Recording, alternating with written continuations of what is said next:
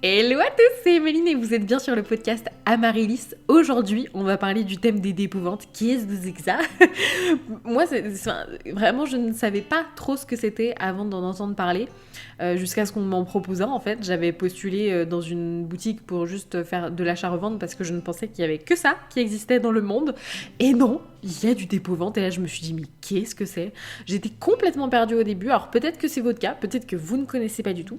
Ou peut-être que vous en avez déjà entendu parler et vous savez pas si ça serait adapté à vous ou à ce que vous avez envie, ou que vous êtes déjà dans quelques dépôts-ventes et vous voulez voir un petit peu comment ça fonctionne, un peu plus en détail, pour être un peu plus sereine. Bon, en tout cas, on va aborder plusieurs points aujourd'hui pour vraiment vous éclairer sur ce sujet, parce que les dépôts-ventes, moi je vois vraiment ça comme une branche à votre arbre.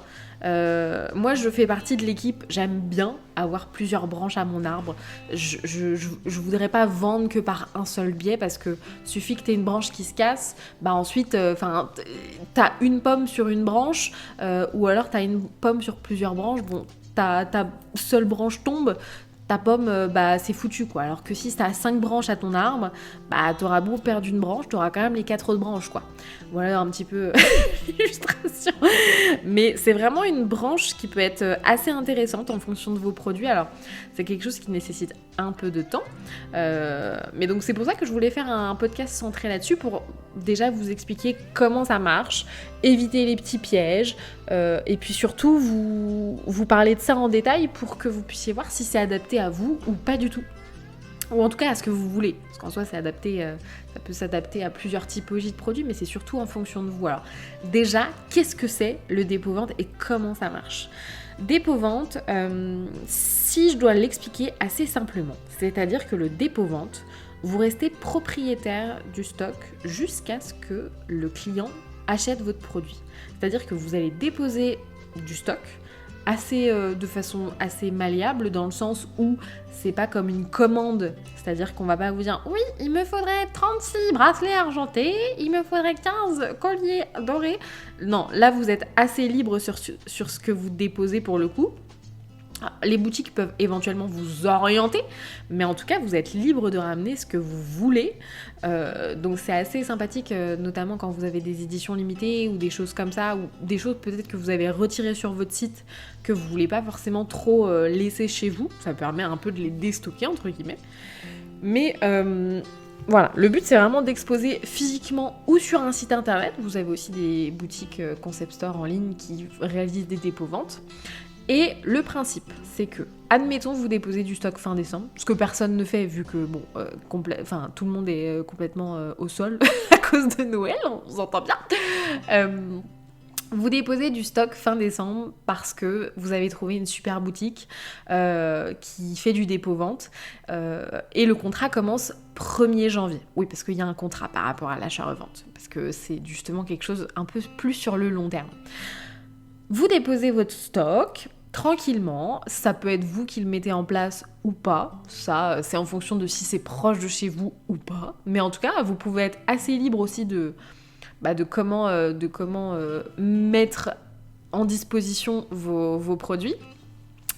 Et ensuite, la boutique, on va l'appeler la boutique papillon, parce que j'adore les papillons, va vendre vos produits pendant tout le mois de janvier, et ensuite, soit vraiment dernier jour de janvier, ou alors début février, courant mois de février en tout cas, vous aurez un petit récap des ventes qui se sont faites en janvier. Admettons, vous avez apporté 100 produits, sur le mois de janvier vous en avez vendu 30, vous aurez les ventes facturées sur ces 30 produits. Là, vous allez me dire, les 70 autres, qu'est-ce qui se passe? Ils restent tout simplement pour un nouveau mois. Si besoin, vous pouvez remettre des produits, mais en tout cas, vous n'êtes pas payé sur les 100 produits que vous déposez, vous êtes vraiment payé sur les produits qui sont achetés. Ça a aussi un inconvénient, parce que, admettons que vous en vendez 0, et bien vous avez rien du tout qui rentre dans votre poche. Donc ça peut faire aussi un peu de stock dormant. C'est pour ça que c'est toujours un peu compliqué, et je conseille toujours un peu de tâter le terrain et de pas trop s'envenimer sur le nombre de dépôts-ventes au début. Parce qu'il faut voir un petit peu comment ça marche, parce qu'il y en aura forcément qui marcheront pas. Ça, c'est évident pour le coup. Il y a différentes formes pour le coup, parce que évidemment, la boutique qui va exposer vos produits, elle ne le fera pas gratuitement. Donc il y a plusieurs possibilités. Soit vous allez devoir payer un loyer qui sera soit prélevé sur les ventes, admettons, pendant tout janvier, vous avez fait pour 100 € de chiffre d'affaires et le loyer de 25 €, donc ils vous enverront 75 €. Ça vous évite de faire un virement. Ou alors, c'est vous qui devez faire directement le virement ou le chèque qui aura été donné préalablement. Et de là, si vous avez fait 100 € de chiffre, il vous donne 100 € et vous, de votre côté, vous faites le virement. Souvent sur les contrats, c'est marqué avant tel jour, il faut envoyer les loyers. Moi, ce que je fais, c'est que généralement, le 2 de chaque mois, je me pose devant mon application bancaire, je fais tous les loyers, comme ça on n'en parle plus. Comme ça, après, vous êtes tranquille, d'accord ? Parce qu'après, c'est un coup à oublier et après, soit compliqué parce que il y a des charges aussi derrière et puis vous pouvez aussi vous bloquer dans la réception, vous, de vos propres paiements. Donc, voilà pour le premier point. Ça peut être un loyer fixe qui a du coup ses avantages et ses inconvénients parce que ça reste quand même une charge fixe, donc compliqué si vous n'avez pas trop de trésorerie. L'option 2, c'est les commissions, c'est-à-dire que sur vos ventes, par exemple, vous aurez 10, 20, je vais éternuer, c'est possible que j'éternue, mais c'est pas grave. Vous aurez 10, 20, 30% de commission sur la vente de vos produits.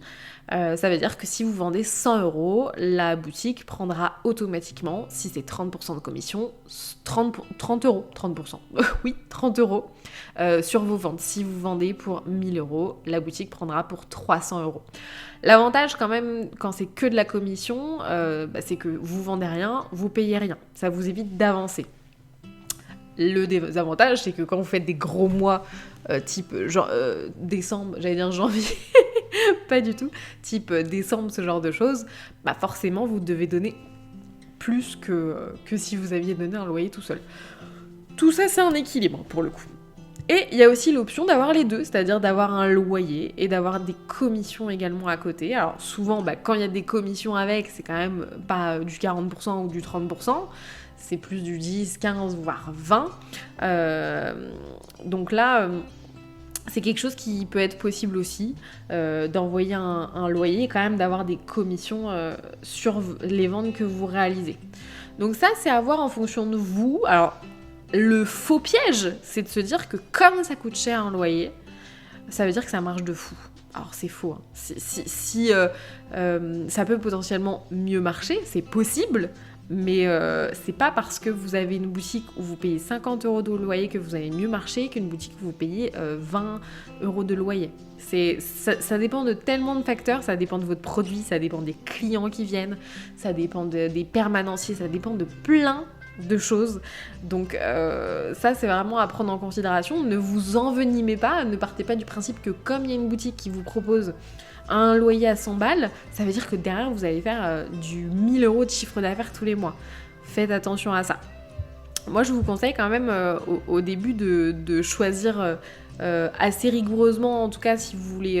Alors, ne vous arrêtez pas sur un dépôt-vente, parce que, comme je vous disais, vous pouvez tomber sur un mauvais dépôt-vente, un qui fonctionne pas en tout cas.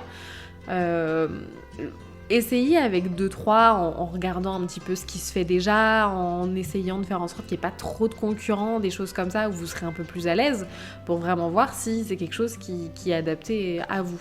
Mais en tout cas, voilà, ne vous laissez pas biaiser par le loyer. C'est possible que ça soit un indicateur, mais c'est pas que ça pour le coup. On a du coup des avantages et des inconvénients, forcément, avec le fait d'être en dépôt-vente. Les avantages, c'est quand même que vous ayez un côté assez régulier. Moi, je trouve ça quand même assez intéressant parce que, comme on est sur des contrats, alors, ça dépend, hein, il y a des dépôts-ventes qui vont vouloir... ça m'est déjà arrivé dans des dépôts-ventes où ils veulent vos créations pendant 2 mois et pas plus. Mais par contre, vous pouvez revenir après, etc. Après, souvent, c'est des dépôts-ventes où vous pouvez rester quand même 3 mois, 6 mois, 1 an et les renouveler si jamais vous vous y plaisez. Donc ça peut être hyper intéressant. Moi, j'ai beaucoup de dépôts-ventes où ça fait un petit moment que je suis là-bas. Et comme je suis sur du consommable, c'est davantage intéressant. Alors, peut-être que si vous faites de l'illustration, par exemple, ou ce genre de choses, peut-être que c'est moins intéressant dans votre tête de rester 2 ans, 3 ans dans le même dépôt-vente, donc vous aurez envie de changer un peu plus fréquemment, mais en tout cas, c'est possible de rester sur du court terme ou du long terme. L'avantage du coup, c'est que vos produits continuent de se vendre même quand vous n'êtes pas là. C'est-à-dire que si vous partez en vacances ou s'il y a une semaine où vous êtes malade ou quoi, eh bien si vous avez cette branche de dépôt-vente, ça sera quand même des ventes qui se feront et qui vous seront reversées après, et ça c'est vraiment pas négligeable, surtout quand vous avez... Moi je sais que ça m'a enlevé une grosse épine, dans le sens où avant quand je partais en vacances j'avais quand même ce côté où tu sais, tu pars en vacances, forcément si tu t'arrêtes de travailler, la machine arrête de travailler, mais le fait que tu aies des dépôts-ventes, alors oui, il faut un peu plus de préparation parce qu'on envoie des stocks avant de partir, etc. Mais par contre tu sais que tu finiras pas avec peanut, tu vois ce que je veux dire? Donc c'est assez agréable quand même pour le coup. Et puis ça permet d'avoir une visibilité, alors que vous pouvez choisir local ou pas forcément. Ça aussi, autre idée à déconstruire, les dépôts-ventes, vous n'êtes pas obligé de choisir un dépôt-vente qui soit juste à côté de chez vous. Vous pouvez choisir des dépôts-ventes qui soient dans une autre région, qui soient dans un autre pays. J'avais eu cette conversation avec une créatrice qui était vraiment biaisée par le fait qu'elle pensait qu'il fallait rester sur des choses assez à côté parce que sinon les dépôts-ventes allaient automatiquement la refuser, mais pas du tout. C'est peut-être plus simple si vous êtes à proximité, oui, parce que le local ça reste quelque chose, ça reste un argument. Mais je vous rassure, c'est possible d'aller dans des dépôts-ventes ailleurs. Et puis, tant mieux d'ailleurs, ça vous permet d'élargir un petit peu votre cercle, si c'est ce que vous voulez, là encore, parce que vous pouvez aussi rester très local. Ça a ses avantages de rester très local, parce que si vous faites des événements ou ce genre de choses, comme vous avez déjà la visibilité que le dépôt-vente vous a donnée, moi ça m'est arrivé, j'ai mis en dépôt-vente avant de mettre sur les marchés, et là je m'en suis aperçue vraiment sur les marchés de Noël, où comme j'avais déjà une présence sur les dépôts-ventes autour des marchés de Noël que je faisais, et en fait les gens reconnaissaient mes produits. Bon, pas moi parce que forcément il n'y a pas ma tête dessus, mais ils reconnaissaient mes produits, et du coup c'est hyper agréable parce que sur ce genre d'événement, si les gens connaissent et qu'ils aiment, et forcément vous savez qu'ils vont prendre plus et qu'ils vont vous faire des compliments, qu'ils vont vous faire des retours constructifs, et du coup c'est d'autant plus intéressant pour le coup. Au niveau des inconvénients, parce qu'il y en a quand même, et je pense que vous les avez un peu compris, ça peut être potentiellement déjà les charges fixes, si vous avez un loyer, ou en tout cas les charges, parce que oui, spoiler, c'est normal que vous allez moins gagner par produit sur quelque chose comme ça que si vous vendez sur votre propre site, ou etc. À partir du moment où il y a un intervenant entre vous et le produit, et le client, pardon, pas du tout, vous n'êtes pas des produits, je vous rassure, mais à partir du moment où vous avez un intervenant entre vous et le client, forcément, ça se paye derrière. Et les autres inconvénients pas négligeables, c'est au niveau du stock dormant, parce que forcément, il faut avancer du stock. Du stock, c'est aussi de l'argent, c'est de la marchandise, c'est de l'investissement, donc il faut pouvoir se permettre d'avancer du stock. C'est pour ça que dans un premier temps, ne commencez pas à vous envenimer en prenant 10 dépôts-ventes d'un coup. Allez-y mollo, parce qu'il y a aussi le réassort derrière. Il faut s'organiser aussi un petit peu pour essayer de jauger s'il faut des réassorts, ce genre de choses. Il y a des dépôts-ventes qui vont vous prévenir quand c'est OK, quand il y a besoin d'un réassort, et puis il y en a d'autres où il faudra envoyer un petit mail ou envoyer un petit message pour savoir s'il y a besoin. Donc c'est toute une organisation à avoir, c'est du travail supplémentaire qui est quand même bénéfique, mais ça reste du travail supplémentaire pour le coup. Voilà un petit peu au niveau des inconvénients. Alors si c'est quelque chose qui vous intéresse, il y a quand même des petites choses à avoir et à savoir, mais surtout à avoir. Vous pouvez préparer des petites choses, notamment les documents à avoir. Alors déjà chéquier, parce que ça c'est hyper important, à savoir que si vous vous exposez dans une boutique qui fait partie d'une association, il faudra, je sais plus le mot, il faudra donner une adhésion, qui sera une adhésion annuelle, mais en tout cas il y aura une adhésion à donner, et souvent c'est par chèque. Donc commander un chéquier, c'est très simple. Vous allez soit sur votre appli bancaire, si vous avez déjà commandé des chéquiers, ou vous allez à la banque et vous avez besoin d'un chéquier, ils vous l'envoient et basta. Ne vous inquiétez pas, c'est hyper simple. même si vous êtes même si vous détestez l'administratif, tout ça. Mais au niveau des documents à avoir, donc il vous faudra un chéquier, il vous faudra une assurance responsabilité civile pro. C'est des choses aussi qui peuvent vous être demandées en marché, donc de toute façon c'est intéressant de l'avoir, mais c'est surtout pour protéger vos produits. C'est même bizarre si un dépôt-vente ne vous demande pas votre assurance. Après, bon, dans certains cas, eux ils ont leur propre assurance, etc. Mais en tout cas, il faut cette assurance. C'est pareil, le jour où vous le demandez, vous pouvez l'avoir. Moi, je sais que le jour où j'avais été acceptée dans mon premier dépôt-vente, il fallait avoir ça et j'étais pas au courant. Et du coup, j'avais pu le faire dans la journée. Et ensuite, c'est des choses qui se renouvellent tous les ans. Et voilà, ils vous redemanderont tous les ans de l'actualiser.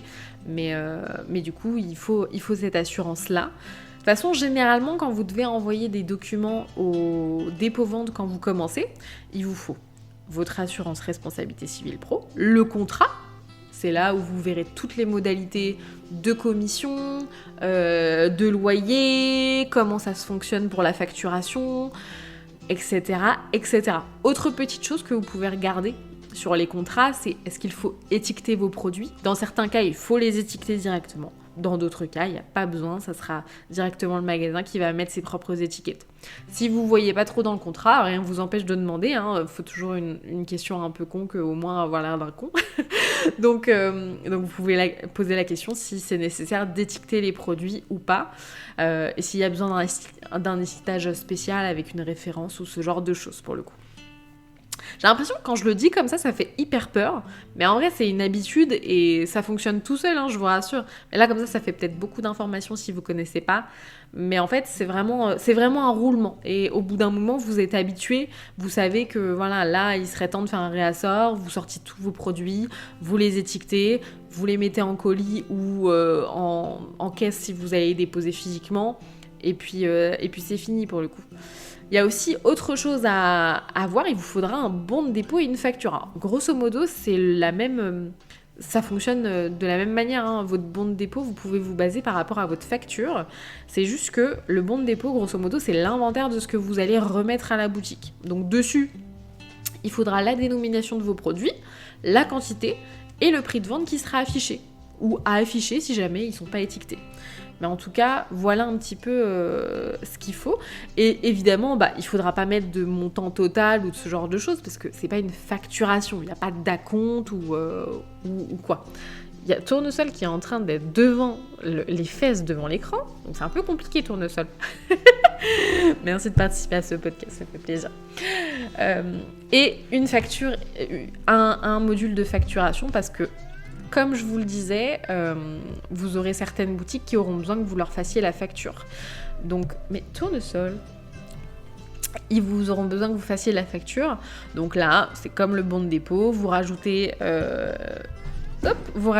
montant total, les conditions de règlement, on est sur du 100% à la facturation parce que les produits ont déjà été vendus. Donc, conditions de facturation 100% à l'édition de la facture.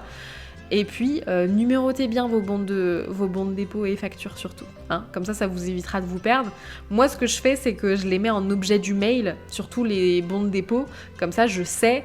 Et puis, ça vous permet aussi d'avoir un petit suivi sur les dépôts que vous avez faits. Moi, quand je me dis « Ah, ça fait peut-être un petit moment que j'ai pas fait un réassort à cette boutique-là », je check mes messages envoyés, j'écris bon de dépôt et du coup, j'ai tous les bons de dépôt dans l'ordre qui me pop directement dans mes mails à lire. Donc, petit tip si vous voulez vous organiser un peu plus simplement. Voilà un petit peu sur les documents à avoir à préparer. Évidemment, il faudra aussi un RIB. N'hésitez pas à préparer aussi un petit PDF, etc. Notamment pour votre recherche de dépôt-vente. Parce que là, on va parler un peu plus de comment les trouver et comment se démarquer. Déjà, les dépôts-ventes, vous pouvez avoir plusieurs manières de les trouver. Alors, soit ça peut être des choses assez locales, les boutiques de créateurs que vous connaissez un peu autour de chez vous. Et à ce moment-là, vous pouvez les contacter directement ou chercher un mail, un numéro de téléphone pour savoir si des candidatures sont possibles. Et vous pouvez aussi les trouver tout simplement sur les réseaux sociaux, Instagram, Facebook. Vous avez même sur Facebook des fois des groupes. Moi, je sais que j'en ai pour la Bretagne où c'est des choses de créateurs bretons, et dessus il y a les petites infos sur les marchés et sur les boutiques justement de créateurs qui recherchent des candidatures en dépôt-vente. Donc ça peut être assez intéressant d'aller sur ce genre de groupe. N'hésitez pas à regarder sur votre région ou d'autres. Et sur Instagram, moi ce que je faisais souvent c'était, alors soit vous pouvez aller regarder vos copines où elles exposent pour voir déjà quelle boutique peut faire des dépôts-ventes. Vous pouvez aussi regarder en cherchant un peu avec les hashtags, parce que les boutiques de créateurs vont souvent mettre des hashtags, boutique de créateurs, créateurs, ou alors marcher avec des hashtags de ville pour vraiment se centrer sur des boutiques, même si là, potentiellement, ça sera pas forcément trop du dépôt-vente, mais ça peut être de l'achat-revente. Mais si vous cherchez en même temps, ça peut être sympa pour le coup. Mais voilà pour le coup. Une fois que vous avez trouvé un petit peu les dépôts-ventes auxquels vous aimeriez bien participer, alors sachant qu'il y a certains dépôts-ventes qui vont fonctionner sur des systèmes de candidature, c'est-à-dire que pendant une période, ils vont ouvrir les candidatures et du coup vous aurez un mail. Donc si les candidatures sont passées quand vous avez regardé, vous pouvez peut-être envoyer votre candidature, mais souvent il y a des périodes, donc c'est ces périodes-là. Donc vous pouvez suivre les comptes concernés et à ce moment-là, vous pourrez vous lancer à les contacter quand la période de candidature sera ouverte. Mais ce que je conseille de faire, c'est de vous préparer déjà en amont un petit PDF, un petit diaporama, ou en tout cas des petites fiches avec de façon synthétique votre travail en fait. Le but un peu, c'est comme une lettre de motivation. Le but, c'est de donner envie. Donc moi, par exemple, j'ai fait un espèce de diaporama sous forme de PDF. Je vais mettre mes photos, les types de produits, les valeurs, les fourchettes de prix. Ça va permettre déjà à la boutique de se rendre compte de ce que vous proposez, comment vous le proposez, et puis surtout de vous démarquer, parce que si vous êtes sur un marché un peu où il y a quand même de la concurrence, pourquoi vos savons plus que des autres, pourquoi vos bijoux plus que d'autres. Il faut vraiment mettre en avant ce côté valeur, parce que c'est pourquoi les gens achètent chez les créateurs, c'est parce que pour avoir quelque chose d'authentique et puis connaître un petit peu l'histoire qui est derrière. Et puis vous pouvez même faire une petite fiche à laisser aux créateurs qui sont en permanence, parce que des fois vous pouvez être dans des boutiques qui sont gérées par une personne, auquel cas c'est plus simple parce que la personne connaît un petit peu tout. Et puis des fois vous êtes dans des boutiques de créateurs qui sont gérés par des permanenciers, donc c'est des créateurs qui se succèdent, et puis là c'est des gens différents à chaque fois, donc ça peut être assez intéressant de faire une petite fiche ou en tout cas quelque chose, surtout si votre produit est assez technique. Si vous avez des choses avec du lavage ou ce genre de choses, vous pouvez même faire des petites étiquettes que les permanenciers ou en tout cas la personne qui sera en instant de vente pourra rajouter directement avec votre produit pour faciliter un petit peu l'achat. Dans ce genre de cas, le but c'est d'essayer d'autonomiser un petit peu le client et qu'il ait le maximum d'informations que vous puissiez lui donner pour qu'il puisse vraiment s'y retrouver pour le coup. On va terminer avec les fausses idées reçues. Attention. Attenzione. Il y a beaucoup d'idées reçues sur le dépôt-vente. Il y a beaucoup de choses que j'entends et qui me crissent les oreilles. Donc, remettons un petit peu les pendules à l'heure. Alors déjà, comme je vous le disais, dépôt-vente, vous êtes propriétaire de votre stock. Qui dit propriétaire de votre stock dit que vous êtes libre de réaliser les prix que vous souhaitez. La boutique peut éventuellement vous influencer, vous guider sur un prix si vous êtes perdu, etc. Mais en aucun cas, elle n'a à vous imposer, j'allais dire apposer, mais pas du tout, à vous imposer de mettre tel ou tel prix. Parce que il n'y a pas de système d'achat. On peut faire le prix qu'on veut tant qu'on achète, mais tant qu'on n'achète pas, vous n'êtes pas propriétaire du produit, donc ça reste encore vous le propriétaire, donc vous pouvez aisément mettre le prix que vous voulez. Parce qu'il y a certaines boutiques qui abusent un petit peu de ce côté-là, et du coup qui vont vous demander à ce que vous soyez aligné avec les prix, par exemple, de votre site internet. Mais la différence, c'est que sur votre site internet, tout va dans votre poche. Donc, suffit que vous ayez un produit où vous faites déjà pas trop de marge dessus, tout de suite mettre une commission à 30%. Je sais qu'il y en a pas mal déjà pour lequel c'est compliqué, d'autant plus si c'est des gros loyers, etc. Donc, vous n'avez aucune obligation d'aligner vos prix avec votre site internet. Si vous pouvez et si vous le voulez, faites-le. Mais c'est légitime que vos prix soient différents parce que quand vous achetez sur votre site internet, vous le mettez dans votre panier, mais est-ce que vous l'avez instantanément dans votre main ? Non. Vous avez les frais de port aussi pour la clientèle, etc.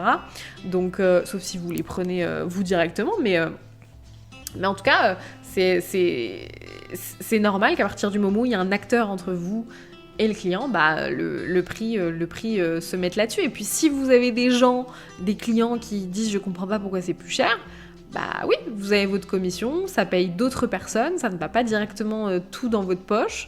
Donc c'est normal. Et puis je reste un petit créateur, je ne peux pas produire 1 milliard de produits à la journée, donc je peux pas me permettre de faire en grosse quantité.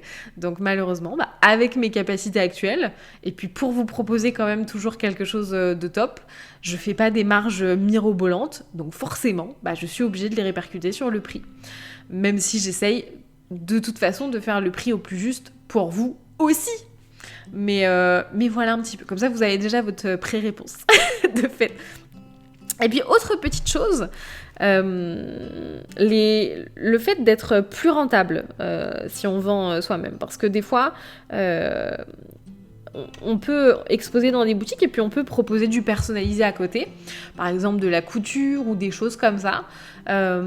Et puis des fois, il y a des dépôts-ventes qui vont être hyper gentils, qui vont donner le contact, etc. Et puis les autres vont pas forcément leur redonner de commission, ou en tout cas leur redonner derrière de retour ou quoi, sous prétexte que c'est plus rentable si la commande est gérée par eux-mêmes. Alors, spoiler, oui, forcément, que à partir du moment où vous vendez dans un dépôt-vente, vous gagnez moins sur votre produit que si vous l'aviez vendu sur votre site internet. Mais est-ce que vous l'auriez vendu sur votre site internet à cette même personne ? Le but des dépôts-ventes, c'est pas de vendre avec autant de marge, mais par contre, c'est de vendre à d'autres personnes. Oui, vous êtes plus rentable quand vous vendez vous-même, mais vous vendez pas à tout le monde vous-même. Et puis si vous êtes penché sur le dépôt-vente, c'est que quand même, vous avez envie d'augmenter votre visibilité derrière. Donc, faut arrêter avec ce système-là. Bien sûr que c'est plus rentable de vendre sur son propre site, mais en même temps, vous touchez des gens en dépôt-vente que vous touchez même pas. Même quelqu'un qui débute, qui n'a aucune communauté sur les réseaux sociaux, etc., et qui ne fait aucune vente sur son site internet, il peut faire des ventes de zinzin en dépôt-vente. Donc c'est un gros levier quand même qu'il faut pas sous-estimer pour le coup.